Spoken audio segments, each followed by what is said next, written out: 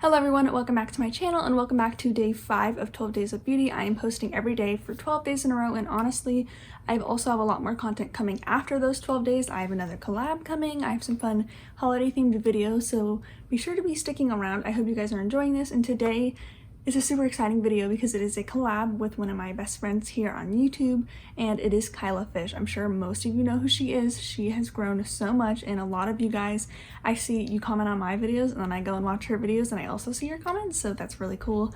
But if you don't know who she is, she makes a lot of similar content to me. She makes project pans, she does shop my stash videos, and she does a lot of like talking videos, kind of like what we're doing today. So I would highly recommend checking her out. She's just so kind and such a great person. But yeah, I will link her channel and her video down below. I highly recommend checking her out if you don't already subscribe to her, because she is just the sweetest person ever. She's also so funny and makes honestly the best content. She posts really regularly, a lot more regularly than me, so highly recommend checking her out. But today we are doing a video all about if these palettes were released now. So we're talking all about older eyeshadow palettes and talking about like if we think they would still be popular, if they would be a flop, if people would still like them. So these are palettes that are used to be very popular, or just palettes that came out that we used to enjoy or we had our eye on, or whatever it may be, and we're just going to talk about them. So a lot of the palettes I chose are from like the 2016 time, because that's when I was really buying a lot of makeup. I haven't been buying makeup before 2020 for like a couple years, but in this time I had a decent collection. So these palettes are just super nostalgic to me, so I figured we would talk about these, and I'm really excited to see the palettes that Kyla talks about, because there are just so many palettes that have come out in the past few years that there is infinite number of palettes to talk about. Okay, and before we get into the video, I already know I'm gonna get comments about this. So on my eyes, I'm wearing the ColourPop Super Shock Shadow in the shade Mycelium. This is the Raw Beauty Christie color, and it's gorgeous. You can't even tell how pretty it is in this lighting just because it is super gloomy out. And on my lips, I'm wearing the Rare Beauty Lip Souffle in the shade Fearless. I love this so much, it's so comfortable. Okay, so the first palettes that I wanted to talk about are the Too Faced Chocolate Bar palettes. I kind of wanted to talk about all three of them in one breath because I feel like they all kind of are similar. So actually, let me pull up a picture. So in case you weren't around during this time period, this is what the Too Faced Chocolate Bar palette looks like. I'm just showing you on my iPad because I feel like it's easier for me with my technology issues. I actually just recently got rid of this palette, but I did own it. This is the first chocolate bar palette, and I feel like if this released now, I honestly feel like this would do pretty well on the market, because I feel like these tones are just what everyone is looking for in a neutral palette, but for some reason neutral palettes that come out these days don't quite hit the mark like this one does. So I don't like this half of the palette, but the first half of the palette with the neutral browns and then all of these shimmery shadows, I feel like are gorgeous. Like I feel like these shimmers are something that you would see in the Natasha Denona Biba, which is everyone's favorite right now. So I do think like these shades could be switched out for something more neutral, because I feel like we're kind of over that random pop of color. But I feel like this palette would do pretty well, especially the Semi-Sweet Chocolate Bar palette. So this is the Semi-Sweet Chocolate Bar palette, and I feel like this palette would be so competitive with a lot of the neutral palettes that are releasing right now, because literally there's every single shade that you would need in a neutral palette in here. Like, I feel like this competes with the Natasha Denona Biba because it is more than half the price. And the formula is fine. I really like the formula in the Too Faced tins, and I feel like this is just a gorgeous palette. Like, you have all the mattes that you would need, and then you have some really nice chocolatey shimmer shades. So honestly, if this came out now and Too Faced wasn't Too Faced, I think I would buy this palette. I honestly miss having my Too Faced palettes because there's just something so nostalgic and just so good about their color stories. I feel like all the color stories nowadays are just kind of not calling to me. Like, I have a lot of palettes obviously, but there is nothing that's quite like this, where it's just a good brown palette, you know? Okay, and then very similar to the chocolate bar palettes, I decided to talk about the Sweet Peach palette, which this Tara Brooks video actually reminded me of this, that this palette was so good. Do you guys remember when this came out? And I remember Zoella did a look with this and it was like sold out. Like, this was a coveted palette. and it was so hard to find, and everyone thought it was gone forever, and then they just brought it back a few weeks later.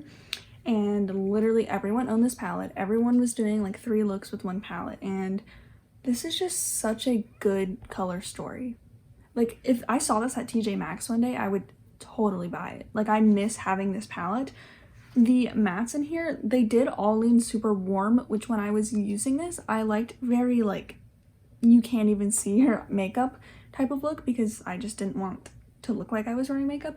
But if I had this nowadays and it was new, I think I would use this a lot, because this is just a palette that I could see myself using every day. You guys know I love pinks, and this is just the perfect blend of pinks and browns. And I remember this shade at the top, Luscious.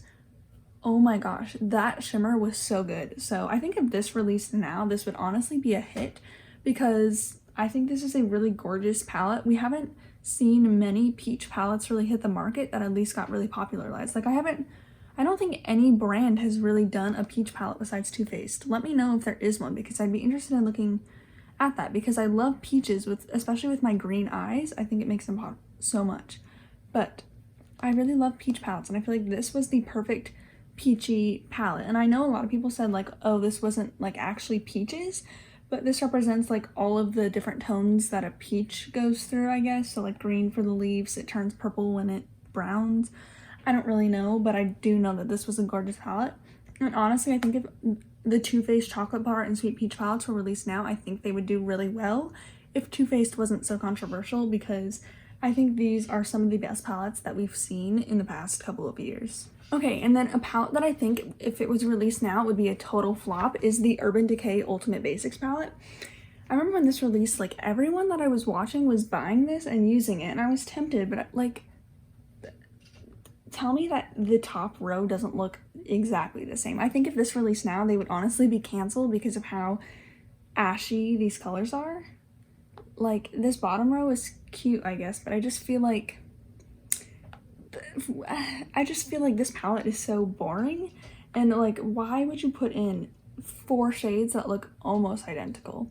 If you have this palette, let me know like if you still like it or if it was any good, because I remember this came out and it was just like a disappointment to the Naked line. Like, I feel like they should drop the Naked thing. I feel like they've been doing a little bit better with like the Ultraviolet, but like this palette, I think this would totally be a flop. It released in 2020, not only because it's literally only for people with fair skin tones, but just because it's so incredibly boring. I feel like a palette that came out around this time that did a little bit better is this Sonia Kashuk palette. I decluttered this and I don't know what to do with it, but I feel like this is a very similar color story, because you have all mattes and you have some light neutrally browns, and then you have the 2 random cool tones.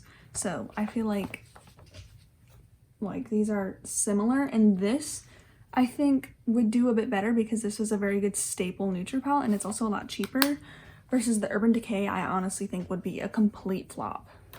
Okay, another Urban Decay palette is the Urban Decay Naked 3. I never owned any Urban Decay eyeshadow formulas or any eyeshadow palettes, but I wanted the Naked 3 so badly. Like, this is still in my Sephora loves list if I scroll all the way back to the bottom. I wanted this so badly because I loved the pinks in it, but everyone gave it such bad reviews. And I think if this released now and they improved the formula, I think people would be into this, especially like people with lighter skin tones, because it is a very good rose gold palette. But I don't know, I think if the exact palette was released in 2020, it wouldn't do well. But if the concept of a everyday rose gold palette was released in 2020, it would be a hit. If any company, like, I want to see Natasha Denona do a midi-sized palette with this sort of color story, but with a little bit more uniqueness and variety in the tones. I think that would be so good. Like, imagine, let me show you. Imagine this, but with rose gold tones and with some lighter browns and just champagne-y shimmers. Wouldn't that be gorgeous? I think that would be such a hit. Or even like the Huda Beauty 9-pan palette. Like, this is the gold one, and if they did like a rose gold variety on this, honestly, this is kind of like a rose gold-ish variety with some gold tones. But I feel like if this concept was taken into a palette like the Natasha Denona Bronze, I think that would be a really big hit in 2020. But I think releasing this exact color story, I think people would think that the shades are too similar and the formula isn't that great, so I don't think it would do that well, but it has potential. Okay, another palette that I didn't have is the Lorac Pro palette. I've actually never tried anything from Lorac, but this palette was all the rage, I remember, back in the YouTube days, and I don't know if this palette is just not doing it justice, but this is just another example of a palette where I feel like half the shades look so similar. Like, all of these are very similar. I'm pretty sure this bottom row is shimmers, but even that, like, you have a white shade, a cream, and a light pink, and I feel like they're all very similar, versus in like 2020, I feel like it would want to be cut off like this. I feel like 2020, people are just more picky with their eyeshadows because we've had so many eyeshadow palettes come out, and I don't think this would do very well just because this is very boring to me. Like, I don't think this offers anything new to my collection at all. I think like these end shimmers are cool, and maybe if you're looking for a very good like everyday palette, you would maybe buy this, but I think there are other good everyday palettes on the market. So it's just another example of like one that a lot of the shades are the exact same, and it's probably similar to ones that we have in our collection. So that, the Urban Decay Naked Basic, or the Urban Decay Basics palette, all of those kind of things are just matte tones that I feel like too similar and we have in our collection, versus like what came out this year is the Master or Makeup by Mario Master Mattes palette, and this is an example of an all matte palette that is still boring, but it offers a lot of variety and different options of depth, and it also works on different skin tones. Like, I feel like this is a boring matte palette and it's brown eyeshadow, but it still offers some variety, versus something like this, I feel like I don't have that much variety. Like, I don't get expired looking at this, so I feel like Lorac in general has just fallen off, but I remember this palette being all the rage. Okay, the next palette is such a throwback, but it is the Kat Von D Pastel Goth palette. I don't think this palette is completely accurate to how it looked, or this picture, but I feel like if this palette was released in 2020, it would actually do better than it did whenever this released. I feel like this palette was ahead of its time. I feel like with quarantine or whatever it is in 2020, people have been getting a lot more into color, and especially I want to say, was it 2019 where it was that neon phase? Like, Huda Beauty had the neon eyeshadows, everyone was wearing neon sweatshirts, like neon was a big thing in 2019 or 2018, and I feel like if this came out around that time, this would be such a popular palette because you get a ton of different colors, and I feel like this is the perfect companion palette, like for someone like me to use one of these on the lower lash line or in the inner corner just to add some color, or if you're a little bit more creative to like add a lot more color, like to do a really good colorful look. I feel like this palette would do so well. I feel like a lot of the Kat Von D releases back in the day would all do well in 2020. Like, I remember she had that all matte palette, the eyeshadow palette. I actually had that one, and I feel like that would do really well in 2020 because it's similar to that Makeup by Mario palette, and it offers a lot of depth. I feel like that's what was missing in 2016 and all there. It was all just light eyeshadows that were slightly different variations, like the Jeffree Star Nude palette. I feel like that's very representative of something that would have done well in 2016 versus something with a lot of different depth, and every eyeshadow you can tell the difference between the two. I feel like that's something that we have been a little bit more picky on in 2020, and I feel like all of Kat Von D's eyeshadow palettes were so well thought out. The color stories were amazing, and if they were basic, I feel like they were still unique and they had something to offer. I remember that Kat Von D eyeshadow palette was so good. The formula was amazing. All of the shades offered a lot of different variety, and they were set up where there were like 3 different quads, so you could do different eyeshadow looks or you can mix and mingle. And I don't know, I just think that eyeshadow would have done well. This one would have done well. The one where it was like the pans that looked like this, but then above it had like the circle metallic ones. I think it was like the matte and metals palette or something. I don't know, I just feel like Kat Von D as a brand, if they would have had their old releases in 2020, they would all do well, but it just kind of has fallen off the rails, and nothing that they've come out with has really interested me. But I don't know, man, if these came out now, I think I would own one of them. Okay, you all know this palette. I'm sure many of you still own this palette. I actually recently got rid of it. I want to say it was earlier this summer is when I finally got rid of it, and it's the Anastasia Beverly Hills Modern Renaissance, and I think this is such a cult classic palette. I want to say this is one of the biggest palettes of the year when this came out.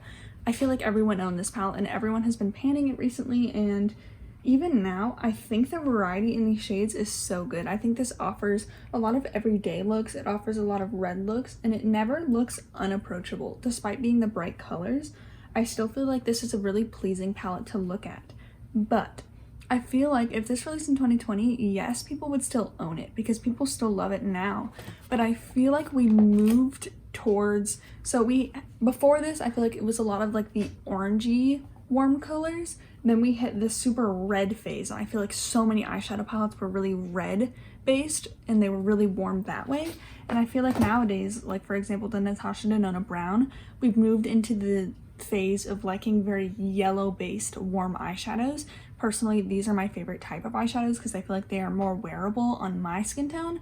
But I feel like, I don't know, I feel like this is super red based compared to what people are enjoying nowadays. I might be completely wrong, but I feel like this was just back in its red toned eyeshadow phase. Like the Huda Beauty Naughty Nude is very similar to this palette and it didn't do that well. I feel like people used it, but it was still just very red based, and that's not what people are looking for nowadays. So I think this is a classic palette for a reason, but I think it wouldn't have done well if it was released in 2020 because when this came out, the reds were all the rage, and really we didn't have anything this warm on the market. I feel like this started the phase of warm eyeshadow palettes, and like we have Anastasia to thank for all these warm eyeshadow palettes. So I don't know, I think it would do well, but I think it was so good because it was so ahead of its time, and now we've moved into these more yellow tones.